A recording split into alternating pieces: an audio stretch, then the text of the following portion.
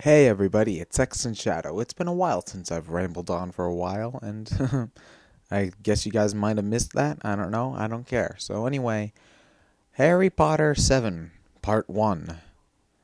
Now, as you might know, I grew up in the Pokemon age, and along with Pokemon, one of the other things that everybody likes to talk about, from my generation at least, is Harry Potter. And now let me get this straight. While I read the books while I was a kid and I watched the movies, I didn't care a lot about Harry Potter. It was okay.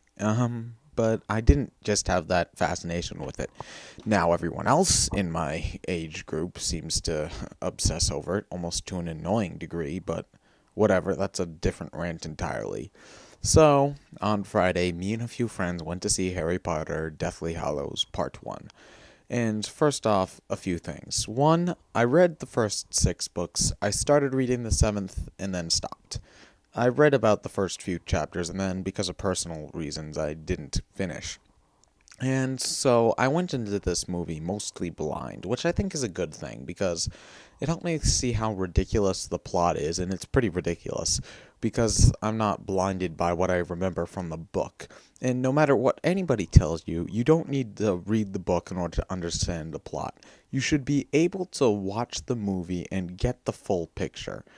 Now, it might be a slightly smaller picture with a few bits missing, but you shouldn't have you should read the book to be an excuse for why the movie isn't as good. I said the same thing in my rant on Lord of the Rings a while ago. But also, the fact that it's split up into 2 movies seems kind of annoying to me. Now, they could have just made it a really long movie like Lord of the Rings did again. I wouldn't have liked that, but it seems that splitting it into 2 movies is just an easy way to get more money because I'm going to tell you, there's a lot of stuff they could have cut out of this movie. Most of it is padding. But anyway, let's just start. Okay, so the movie starts and Harry Potter is going off to kill all the Horcruxes. Yeah. But of course, before we do that, we have to have a thrilling action scene at the beginning. So Harry Potter leaves his house and a bunch of Death Eaters try to go and kill him. And in the process, they kill a bunch of different characters that you've grown accustomed to over the books in about a half an hour. I'm serious. Within the first 45 minutes of the book, Hedwig the Owl dies, Mad-Eyed Moony dies, and the Ministry of Magic dies. 2 out of those 3 die off screen. Now, a lot of people I was arguing with a friend about this today, and they said, oh, it's supposed to show how it's a war and people are dying in a war. Now, if you want to show the brutality of war, watch the first, 15 minutes of Saving Private Ryan. But I would say that the characters die not to show the brutality of war. No, I'm not kidding. That's the answer I got for this. But just to make people feel sad, honestly. It's J.K. Rowling's attempt at causing drama and emotional unrest by killing off characters you liked for no reason. If they just went off screen, then there's no reason to say that they died. You can just have them not come back again. And so Harry Potter, after this, goes and tries to find the Horcruxes and kill them. And this results in him camping for half the movie. Seriously, that's it. It's just them sitting around in a tent talking for most of the movie. And it's slightly ridiculous. Did this need to be 2 movies? No. And the pacing issues is kind of what kills the movie. The movie starts off with a lot of action, admittedly, something that at least draws your attention, and then you camp, and you camp, and you camp, and it gets so boring. And this is only 1 Horcrux. How many left do they have to do? 5? And that's also what worries me. The second half of the movie is going to be so crammed full of important plot that we're not going to be given enough time to digest all of it. But whatever. There's also the fact that these characters have gotten really annoying. When Dobby dies, I wasn't sad. I was happy. That guy is so freaking annoying. But anyway, I'm getting off topic. This movie just seems to be a lot of fan service in some areas. There's one part where Hermione and Harry make out in some sort of vision in Ron's mind, and both of them are pretty much naked. And so I just said out loud during that part of the movie, fan service, because that's pretty much what it is. And speaking of fan service, at one point, they make a crack at Twilight by saying, when they're reading the story type thing. Actually, I want to get to the story itself, but when they're reading the story type thing about the three brothers, Ron says something like, "Oh, my mom always used to say nightfall or something like that," and Hermione said the word Twilight, and they said, "Wait, but Twilight's fine. Twilight's okay." And I thought that was kind of a clever joke how the supposed Twilight Harry Potter wore. I thought it was a neat little gesture, I guess. But however, I will say that Harry Potter did rip off Twilight and having Harry's shirt be taken off every 5 seconds. It's true. But I actually think that the story about the three brothers that I was talking about before, that's the best part of the movie, I think, because I really like the art style that went there. The way that the art looked, it actually reminded me a lot of the art from Lost Winds, only done in sort of a pen and paper style thing. It was cool, and it wasn't a bad story anyway. I just thought it was a cool sequence. But however, what ruined the story for me was the overabundance of symbolism that is bashed onto our heads.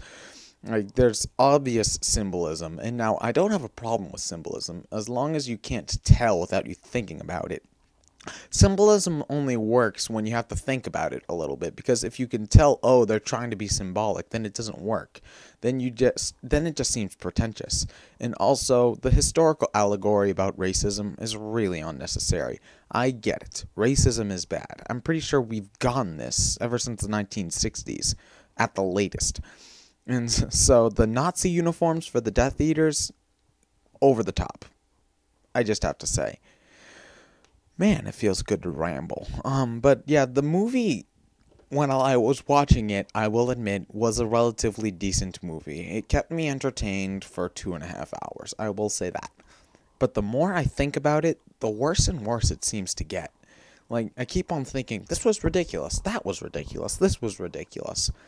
And it just, the more I think about it, the worse it gets. And that really shouldn't be how a movie is. You should think, oh, this was good, this was good, this was good. Yeah, it was a pretty good movie.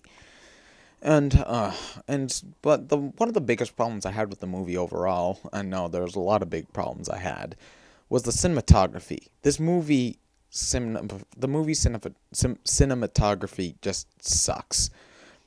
I have to say it. The cinematography sucks. Shots don't seem to transition clearly, and there's a lot of times where we're just staring at the same shot for an extended period of time, and it's just boring because there's not enough change. And there's also one part near the end of the movie where they're running in the woods, and I swear the movie goes into Cloverfield vision for a good 5 minutes. The camera's all shaky so you can't see what's going on, and it switches perspectives every 5 seconds. All you need is and the sound of footprints and maybe some tall buildings, and you could have sworn it was a scene from Cloverfield.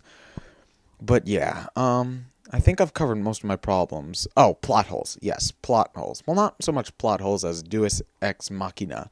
This movie likes to put the characters into situations where they can't possibly win, and then just take them out easily by use of Deus Ex Machina. For example, Dobby. Dobby is a Deus Ex Machina. They were locked into the dungeon. Oh no, Hermione will be killed. Oh no, there's nothing they can do. Oh, Dobby just appears and saves them. How does Dobby know they're there? How does Dobby why would Dobby even think of going there? It's just that sort of thing. And if Dobby was like that, why didn't Dobby show up before? Why didn't Dobby just aberrate them from place to place while they were looking for Horcruxes to begin with? They kind of explain a few things in sort of blanket statements, but there's no reason why that we should have known how Dobby got there. Now, a friend of mine said, oh, in the book they explain that. But no, you shouldn't have to read the book in order to understand the movie. But yeah, Harry Potter 7 Part 1 is not that great of a movie. Would I recommend seeing it? That depends on how big of a Harry Potter fan you are. If you're a big enough Harry Potter fan to ignore the faults, then you should probably go see it. But however, if you are a Harry Potter fan, you probably already had problems with the seventh book to begin with. A few of my diehard Harry Potter fans said, yeah, the seventh book had some pacing issues and some plot issues. So, yeah, it depends on how much you like the series. Just go see it. If you're like me and you're not crazy about Harry Potter, I wouldn't even bother. But yeah, it feels good to be rambling on again. I'll be doing some more recording soon. Okay, guys, this has been ExandShadow, and I'll see you guys later.